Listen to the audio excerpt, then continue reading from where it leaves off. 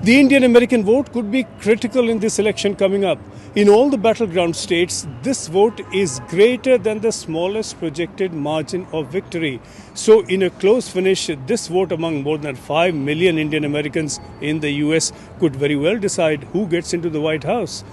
The vote is divided, but not evenly.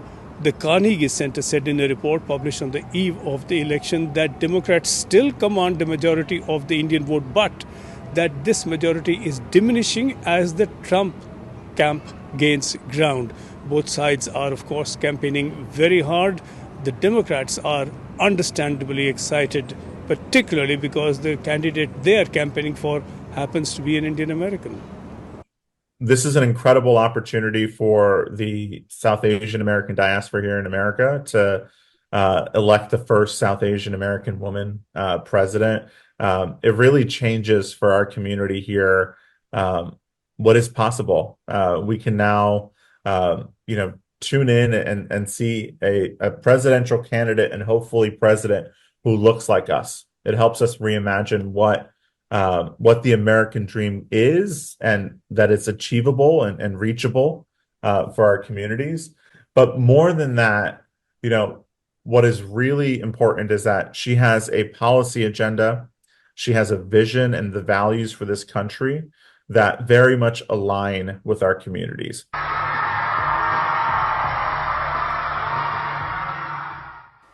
The Trump team believes Kamala Harris is running down her Indian and her Hindu roots.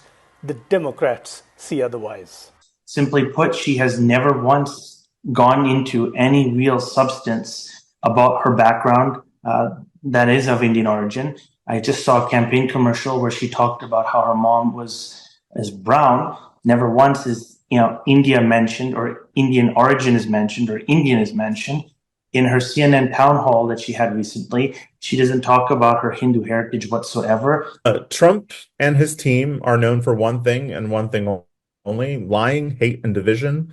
And that's what that's about. I mean, look, the vice president has always acknowledged the role of her Indian American heritage and her mother in her upbringing and how it informs her worldview and the policies and who she fights for and how she's fighting to take America forward.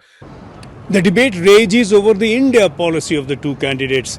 The Trump team sees him as very close to Indian Prime Minister Narendra Modi and therefore argues that he will be better for ties with India.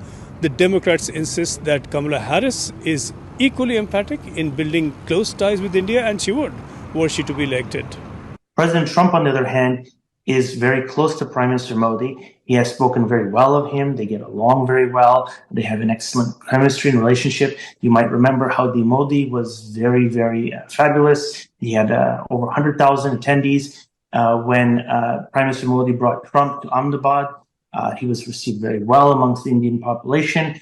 And we know that Trump is not interested in the internal affairs of other countries. He's not going to try to influence India and what happens there. And I think he's going to be very helpful for Indo-US relations. When it comes to US-India relationships, the vice president has a strong record of lifting up that relationship. This is an important strategic relationship for the United States. And then, of course, you see things from the former president, rather, around immigration, around demonizing, H-1B visa holders, etc. And you realize that, he doesn't really prioritize a strong U.S. and India relationship at all.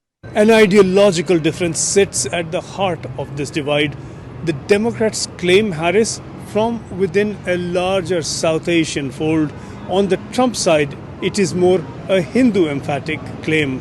These claims will, of course, be tested against the delivery from the new president, whoever that is.